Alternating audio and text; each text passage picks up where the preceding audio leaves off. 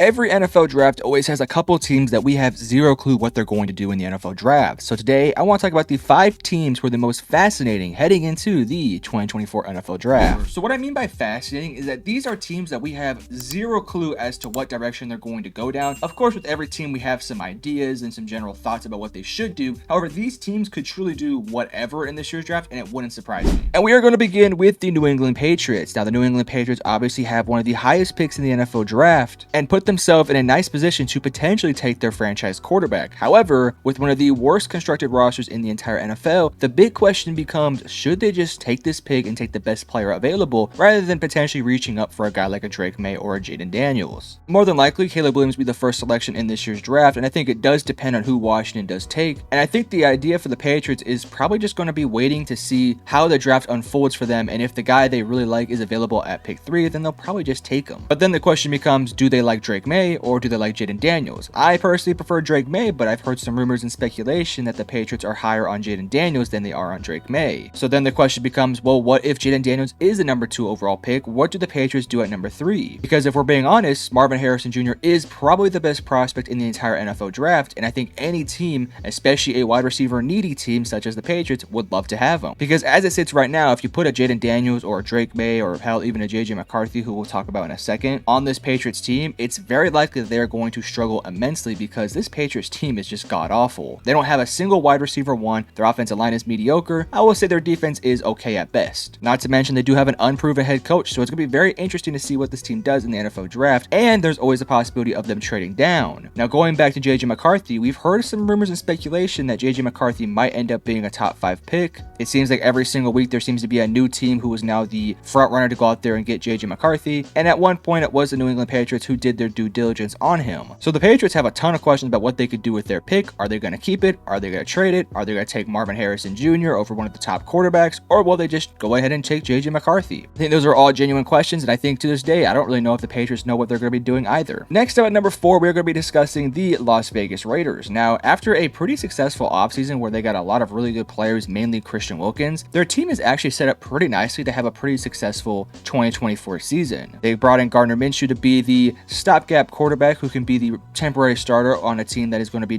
more than likely developing a young quarterback. But over the course of the past couple weeks, we've heard various different reports about whether or not the Las Vegas Raiders are actually going to be taking a quarterback with their first round pick. Now, unlike the New England Patriots, the Raiders don't have a top 5 pick. In fact, they don't even have a top 10 pick. So more than likely, it's going to be very difficult to get one of the top 4 quarterbacks in this year's draft, that being Caleb Williams, Drake May, Jayden Daniels, and JJ McCarthy. So then the question becomes, are they high enough on a guy like a Michael Penix or a Bo Nix to potentially take them with their pick? The other question is, okay, if you don't decide to take a quarterback, what else might you take? For me, I think the Raiders should definitely look into taking a top-tier corner such as a Quinion Mitchell or Terrion Arnold, but then that does leave that quarterback position a little bit scarce of talent. Yes, you have Gardner Minshew, and I do think Gardner Minshew is a quality enough quarterback to get this team to at least 8 wins. But I don't think Gardner Minshew is the type of quarterback who's going to lead you to a championship. Neither do I think is Aiden O'Connell, who, by the way, I think should also get a chance to get some starting reps next year as well. I think what is more than likely going to happen with this Raiders team is they're going to start Gardner Minshew and maybe at some point let Aiden O'Connell get some starting minutes as well. And I don't think they're going to draft a quarterback in this year's draft. However, there's always that 5% chance that they actually do take a quarterback, especially if a JJ McCarthy happens to fall to their pick. There's also the big chance they could draft an offensive tackle in this year's draft, such as a JC Latham or an Amarius Mims. I think there's a lot of ways this Raiders team can go, but personally speaking, I'd probably go with Terrion Arnold. Next up, let's discuss their division rivals, the Denver Broncos, one of the biggest mysteries of the 2024 NFL Draft, and mainly because of all the misleading and different reports we've been getting about this franchise. As we all know, this Broncos team is just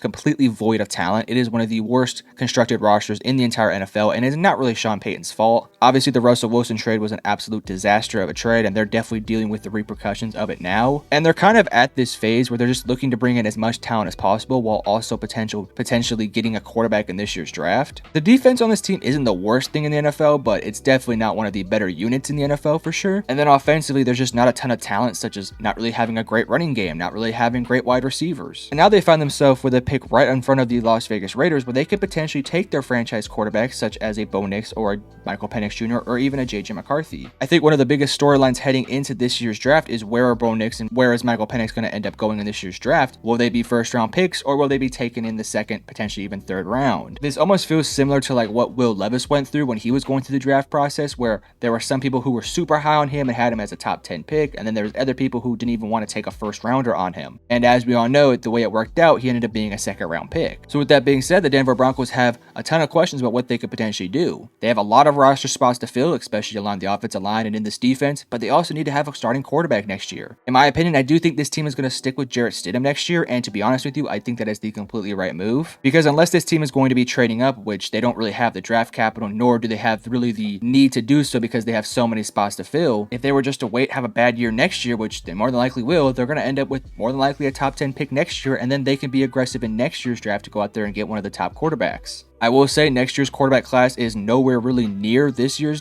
quarterback class, but I still think there's some talented players in that draft. So I think it'd be very interesting to see what Denver does. Again, I doubt they go quarterback. I think they'll stick with Jarrett Stidham, and I think in this year's draft, they'll probably take an offensive tackle or some piece along the defense. Next up at number 2, we're going to talk about the Dallas Cowboys. Now, this is a team that I don't really know how crazy and off the roads they're going to go, such as some of these other teams on this list. For most of these teams, I've talked about what they're going to do with the first rounder, but for Dallas, I'm very interested to see what they do with their entire draft. Dallas was one of the best teams in the NFL last year for like 90% of the season. Then they had an absolute collapse in the playoffs, and now it just seems like everything is falling apart in Dallas. Recently, we've heard some rumors that they are potentially taking a quarterback in this year's draft, which would ultimately leave the debate up for discussion about what they're going to do with Trey Lance and Dak Prescott. Then you look along the offensive line, the wide receiving group, the running back room, some pieces on the defense. It's definitely not a team that is looking like a championship roster. So I'm very interested to see what Dallas decides to do with this year's draft and kind of see what the direction of this team is going to be, because as it sits right now, the direction of this franchise looks like they're trying to retool to potentially get rid of Dak Prescott next year. I've made my voice very clear about what I feel about that. I think Dak Prescott is a fantastic quarterback. I think he's a borderline top 5 quarterback in the league, and I think he's super underappreciated by the Dallas Cowboys and by, in general, the entire NFL fan base. And I think moving off of him would also not be the smart idea, because I do think he could lead that team to a championship.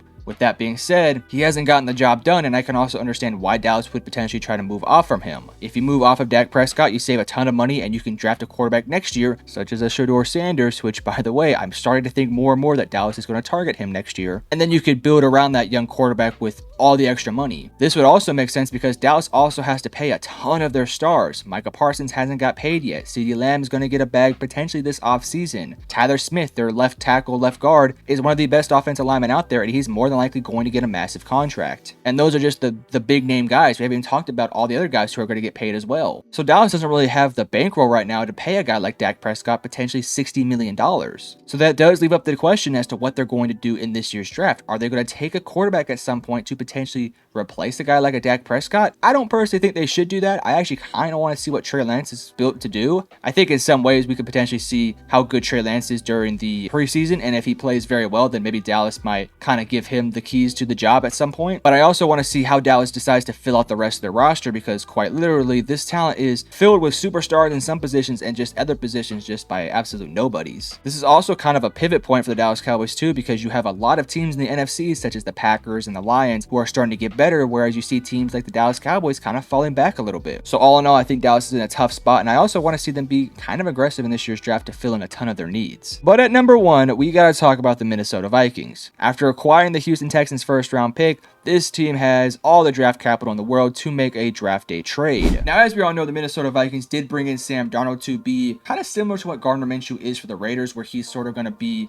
that stopgap quarterback who's going to be there for 1 to 2 years before they ultimately give the job to a starting quarterback. The question becomes, are they going to actually make the trade, and who is going to be the quarterback for this team? Because as it sits right now, they are really not in a position to take a quarterback with their draft picks. Both of their draft picks land outside the top 10, and ultimately, if they're going to end up with one of the top 4 guys, they're more than likely going to have to trade up. The question then becomes, what if one of the top 4 teams doesn't want to trade back and they end up not getting one of the top 4 quarterbacks? Do they end up just taking their picks and just getting the best player available? Or do they maybe potentially bring in a Michael Penix Jr., who does seem to be on a lot of people higher on their big boards? Me personally, I actually kind of like the idea of taking Michael Penix with their first round pick, and then with their second first round pick, you can take an offensive lineman or some piece along the defense, probably something along the defensive line, honestly. I think for Minnesota, there's a lot of different avenues this team could go down, because they're in a kind of similar situation to a lot of these teams on this list where they have talent and they're not super far away from being able to contend for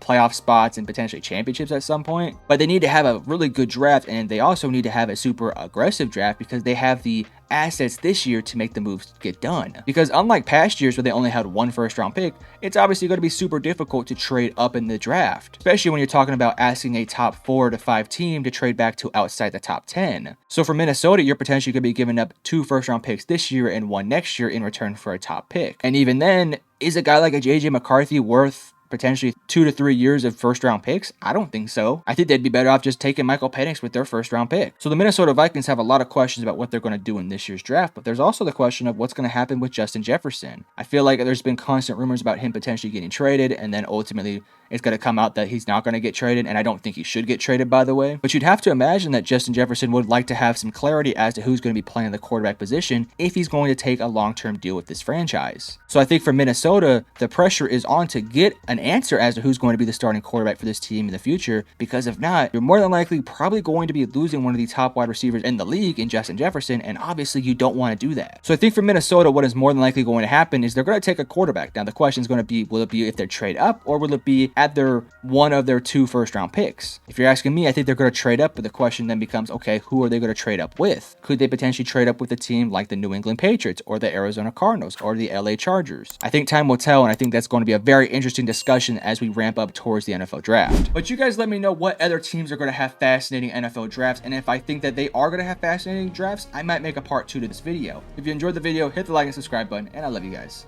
Peace.